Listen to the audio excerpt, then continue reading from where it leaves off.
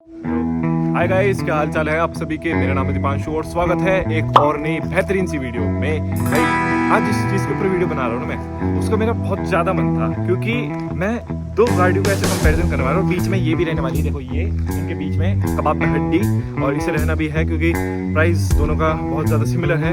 और आपको पता लग गया होगा थोड़ी देर से मैं किन दो इंटरेस्टिंग गाड़ी के बारे में बात कर रहा हूँ। देखो, और इन दोनों गाड़ी क्या है कि दोनों की फैन फॉलोइंग बहुत है। आप इनका कोई भी ऐसे सर्च कर लो इंस्टा पे, फेसबुक पे, सफारी लवर्स और सॉरी स्कॉर्पियो लवर्स, सफारी कहाँ से आगे बीच में, स्कॉर्पियो लवर्स और फॉर्च्यूनर लवर्स। जब हम इनकी बात करते हैं तो इसमें हमें कई सारे पेजेस देखने को मिल जाते हैं, मतलब इनकी फैन फॉलोइंग बहुत ज़्यादा है। देखो, मैं बाईएस तो नहीं होता, पर थोड़ा बहुत देखो जहाँ मुझे लगता है कि किसी कंपनी की गलती निकालनी चाहिए, तारीफ करनी चाहिए, वहाँ मैं करता हूँ। और अगर आपकी मर्जी है, आप उसे कैसे लेना चाहते हो, बस बाकी आप इस वीडियो को अंत तक देखना। तो ये है गाइस एक स्कॉर्पियो एन का और फॉर्च्यूनर का एक कंपैरिजन, मतलब इसमें एक बहुत छोटा सा कंपैरिजन होगा कुछ क्राइटेरिया से। तो सबसे पहले क्राइटेरिया की बात करते हैं डायमेंशंस, क्योंकि देखो उसे मिला है टैग। किस चीज़ का टैग मिला है उसे, किस चीज़ के लिए फेमस है? पापा, उसे पापा बुलाते हैं। महिंद्रा वाले ने नाम दिया उसे the big daddy of SUVs. देखो मुझे क्या लगता है कि ये दिया है वो बड़ी है। एक स्कॉर्पियो पहले से ऊंची ठाड़ी से आ रही है, और इस बार भी क्या हो रहा है, जैसे बहुत सारी गाड़ियाँ, मतलब जैसे सफारी तक मोनोकॉक हो गई है बॉडी ऑन फ्रेम से, और इस सेगमेंट में बहुत ही कम बॉडी ऑन फ्रेम देखने को मिलती है, तो उन्होंने कॉन्फिडेंटली कह दिया ये एक बिग डैडी है। पर जब मैंने इसके एक्चुअल में डायमेंशन देखे तो मुझे पता चला कि हाँ, इसे कंपेरिजन किया जा सकता है फॉर्च्यूनर से डायमेंशन वाइज भी, क्योंकि जैसे कि एक गाड़ी की हाइट होती है, वो गाड़ी की प्रेजेंस बहुत ज़्यादा मायने रखती है उस वाले मामले में। तो वहाँ पर मैं एक चीज़ कहना चाहूँगा कि जो विड्थ होती है और जो हाइट होती है गाड़ी की, वो उसकी एक्चुअल में प्रेजेंस के बहुत बड़ी क्राइटेरिया होती है, अगर उस गाड़ी की जो एक्चुअल प्रेजेंस देखनी होती है। हाँ, तो मेन मुद्दा ये है कि हमारा पहला पॉइंट था डायमेंशंस और प्रेजेंस। तो डायमेंशंस है, स्कॉर्पियो की लेंथ जो है वो फॉर्च्यूनर से छोटी है। उसकी जो लेंथ है वो है 4.67 मीटर्स, जो कि XV 700 के ऑलमोस्ट दोनों की इक्वल है, मतलब दोनों की बराबर सी लेंथ है। देखो 700 की कुछ इतनी है, 700 की हमारी भाई 4.7, उसकी है 4.67 के आसपास, मतलब ऑलमोस्ट इक्वल सी है। फिर आ जाती है भाई विड्थ की। विड्थ प्रेजेंस में बहुत मैटर करती है। अगर गाड़ी की हाइट अच्छी है और उसकी विड्थ अच्छी है तो उसकी प्रेजेंस नेक्स्ट लेवल हो जाती है, नो डाउट। मैं फॉर्च्यूनर की जो विड्थ है वो है 1855 mm, और जो स्कॉर्पियो एन की विड्थ है, मतलब उसकी जो चौड़ाई है स्कॉर्पियो एन की, वो है भाई 1900 mm के आसपास, मतलब उससे थोड़ी सी हल्की सी ज़्यादा है, 1-2 mm के आसपास और थोड़ी ज़्यादा है, पर भाई 1900 mm भी अच्छा खासा, मतलब उससे चौड़ी हो गई वो। तो अब आती है बात हाइट की। तो हाइट है फॉर्च्यूनर की है भाई इतनी 1800 एंड कितनी थी, हाँ 1835 mm, और स्कॉर्पियो की लेंथ है भाई 1870 mm, मतलब उसकी हाइट भी उससे ज़्यादा, और जो पुरानी वाली थी उसकी पहले भी ज़्यादा थी और अब भी ज़्यादा है। पहले वाली सी जो स्कॉर्पियो की लेंथ है वो कम हो चुकी है। इसकी चौड़ाई है भाई 1890 mm। देख लो आप, इसकी चौड़ाई देखो, फ्रंट से देखो। और वैसे चौड़ाई बताओ कैसे नापी जाती है वो भी बता दो। देखो नीचे के जो दो टायर है ना पीछे के, इनकी और इसकी चौड़ाई नापी जाती है जब गाड़ी की असली चौड़ाई आती है, और चौड़ाई है इसकी 1890 mm, कितना बताएगा भाई। और लेंथ है इसकी 4.7, जो कि हैरियर से भी लंबी है और सफारी से भी हल्की सी लंबी है। एक्सयूवी को भी इसमें ऐड कर दिया। देखो एक्सयूवी खड़ी है तो इसकी भी कुछ बात कर लेते हैं, क्योंकि तीनों का मैं चाहता हूँ कि वैसे तीनों का एक्चुअल में कंपैरिजन बन सकता है। और मैंने स्कॉर्पियो और एक्सयूवी को वैसे कर दिया है, पर फिर से कर देते हैं, क्या दिक्कत है, देख लेना। वैसे भी कौन सा, आप मेरी पुरानी ऑडियंस है, ज़्यादातर तो नए ही होंगे क्योंकि चैनल ही नया है। अब बात करें एक्सटीरियर की, तो देखो सबसे पहले हम स्कॉर्पियो के एक्सटीरियर की बात करते हैं। तो आपकी स्क्रीन पे आ रहा होगा भाई, स्कॉर्पियो के जो एक्सटीरियर वो कुछ ऐसे है, जो कि पुराने वाली स्कॉर्पियो से थोड़े बहुत उससे मिलते जुलते, थोड़े बहुत अल्टुरस G4 से मिलते जुलते एक्सटीरियर है। वो भी बहुत अच्छे से अनवील नहीं हुआ है, बहुत ही क्लियरली नहीं देखा गया है, पर बाकी बहुत मतलब ऐसे कि दिखा दिया कि मतलब ऐसी दिखती है इसको सब महिंद्रा वाले ने भी। पर इन रियल मैंने रोड पे अच्छे जब तक नहीं देखूंगा तब तक मैं अच्छे जज नहीं करूंगा। पर जो मेरा ओपिनियन अब तक रहा है ना, वो मुझे लगा है कि अच्छे रह गए। देखो बढ़िया है भाई। देखो तो मुझे ऐसा लगा था कि पुरानी वाली जितनी टक्कर के तो नहीं होंगे, उसकी रिप्लेसमेंट तो नहीं कर पाएगी, पर मुझे रिप्लेसमेंट वर्थ इट लग रही है। देखो लुक वाइज पुरानी वाली का नहीं है रिप्लेसमेंट, पर फिर भी वो ये थोड़ी मॉडर्न टाइप की स्कॉर्पियो है, वो थोड़ी ओल्ड स्कूल टाइप की स्कॉर्पियो, इसलिए उसे स्कॉर्पियो क्लासिक बुलाते हैं। फॉर्च्यूनर की बात करें तो फॉर्च्यूनर की लुक्स इस वाली सेगमेंट में सबसे पहले देखो एक्सयूवी की दिखा दो। एक्सयूवी की ज़्यादा बात नहीं होगी क्योंकि मेन चीज़ उन दोनों की है। आप एक बार एक्सयूवी की लुक्स देखो। एक्सयूवी की लुक्स महिंद्रा ने पूरी कोशिश करी पूरे बढ़िया बनाने की। देखो भाई कितने बढ़िया लुक्स है एक्सयूवी के, साइड से देख लो, हर जगह से। लेकिन इसका सब बताते हैं कि मतलब इसका कंपैरिजन फॉर्च्यूनर से बनता है, बहुत चीज़ों बनता है, मैं मानता हूँ कि बनता है। लेकिन भाई जब बात आ जाती है लुक्स की, तो वो एक ऐसी वजह है कि फॉर्च्यूनर की सिर्फ रिलायबिलिटी नहीं है सेल्स होने की, उसकी भाई लुक्स भी बहुत बड़ी वजह है। वो लेक्सिस इंस्पायर्ड लुक्स आपको देती है, बहुत ही बढ़िया लुक्स देती है। मुझे लगता है कि उसके जैसे लुक्स इन तीनों गाड़ी में सबसे बेस्ट फॉर्च्यूनर के। नो डाउट उसमें लेजेंडर भी आती है, लेजेंडर के और ऊपर, और एक GR स्पोर्ट्स आगे उसके और नीचे मुझे इतनी खास नहीं लगती, मुझे लेजेंडरी बढ़िया लगती है। और ब्लैक कलर में जो टॉप मॉडल 4x4 वाली स्कॉर्पियन नॉर्मल, वो फेस लिफ्टेड वाली, वो सबसे बढ़िया लगती है मुझे, सबसे ऊपर लगती है। और उसके आसपास भी कोई मुझे लगती नहीं लुक्स के मामले में। तो लुक्स के मामले में मैं बोलूँगा कि फॉर्च्यूनर। बात करें इंटीरियर की, देखो एक्सटीरियर की बात होगी, जाके इंटीरियर की बात करेंगे। तो सबसे पहले मैं आपकी स्क्रीन पे लगाता हूँ फॉर्च्यूनर का इंटीरियर।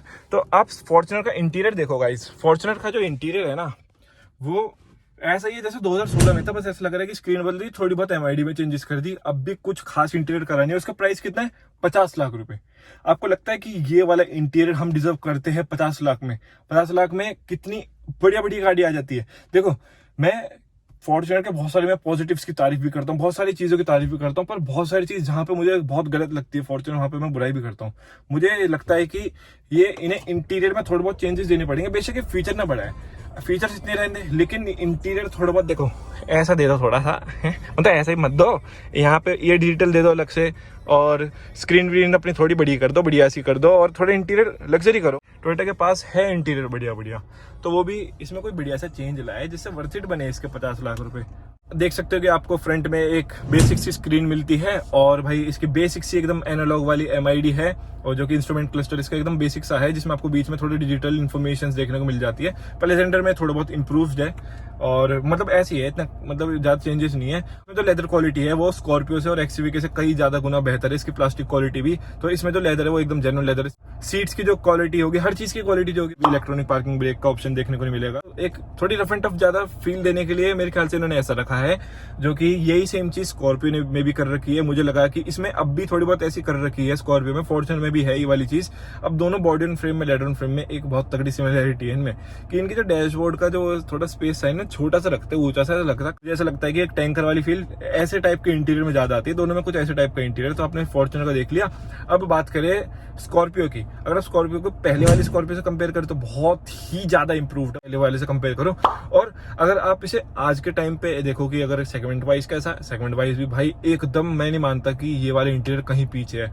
ये गाड़ी जिस हिसाब से इसका शेप और स्ट्रक्चर है, जिस हिसाब से इन्होंने सबसे हाईएस्ट सीटिंग पोजीशन भी दी है, बहुत सारी चीजें मेंटेन करी है, सबसे इसका इंटीरियर कहीं पीछे नहीं है। अगर मैं फॉर्च्यूनर से कंपेयर करूं, देखो फॉर्च्यूनर और इसका प्राइस देखो आप एक बार, उस हिसाब से मेरे एक्सप्रेशंस और इमोशंस निकल रहे हैं। तो वहां पर आप लोगों को बताना, वैसे ये भी सब्जेक्टिव चीज है, किसी को फॉर्च्यूनर के लुक ज्यादा पसंद है, मुझे यहाँ पे स्कॉर्पियो के ज्यादा लुक्स पसंद है। स्टीयरिंग आपको एकदम ऐसा मिलेगा, MID आपको इसके MX वाली मिलेगी। स्क्रीन का जो एकदम जो यूजर इंटरफेस होता है ना, वो एकदम ऐसा मिलेगा, मतलब ऐसे टाइप के आपको कंट्रोल्स देखने को मिलेंगे। और इसमें आपको जो ये वाला पूरा एरिया है ना, ये भी पूरा का पूरा स्कॉर्पियो में एकदम ऐसे ही देखने को मिलेगा। और ये सारे कंट्रोल्स भी लगभग ऐसे ही है, बस उसमें आपको ये जो मेरा ऑटो होल्ड वाला फंक्शन है ना, ये उसमें होगा ऑटो स्टार्ट स्टॉप, जो आपको क्लच छोड़ के ऑन ऑफ वाला है।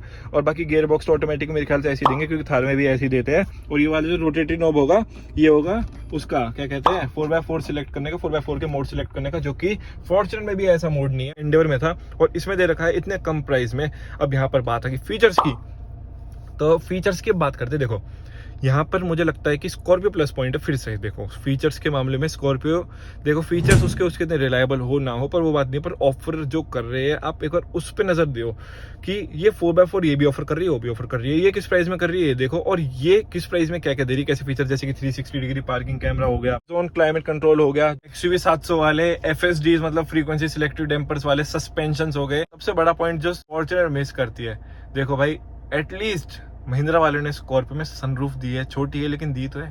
फॉर्च्यूनर में तो वो भी नहीं है कुछ फॉर्च्यूनर का अलग ही सिस्टम है। जैसे कि मैंने स्टार्टिंग में कहा था कि स्कॉर्पियो एक प्लस पॉइंट है, पर फॉर्च्यूनर भी कुछ चीज में प्लस पॉइंट है। फॉर्च्यूनर पे भी बहुत प्रैक्टिकल फीचर्स है, जैसे कि इलेक्ट्रॉनिक टेल गेट और वेंटिलेटेड सीट्स। हमारी वाली में वेंटिलेशन का ऑप्शन ही नहीं है ना, XUV 700 में ना, उसमें पता नहीं उसमें देंगे नहीं देंगे, काश दे दे, जहां तक नहीं देंगे। और उसके अंदर भी देखो LED लाइट्स जैसे फीचर हो गए, फ्रंट पार्किंग सेंसर्स हो गए, वो तो दोनों गाड़ी के अंदर है, और इलेक्ट्रॉनिक सीट्स हो गई। अब लास्ट चीज की बात करते हैं गाइस, जिसके लिए मैं बहुत ज्यादा एक्साइटेड था। मैं ना इंजन ही खोल लूं, अरे भाई ये बहुत भारी है, कसम से, तुम्हारी कसम भाई नहीं उठता है एक हाथ से। हालत ख़राब हो जाती है। मतलब मैं कमज़ोर तो हूँ थोड़ा सा, मुझे ज़रूरत तो है प्रोटीन की। इसे बंद करो भाई बोनेट को।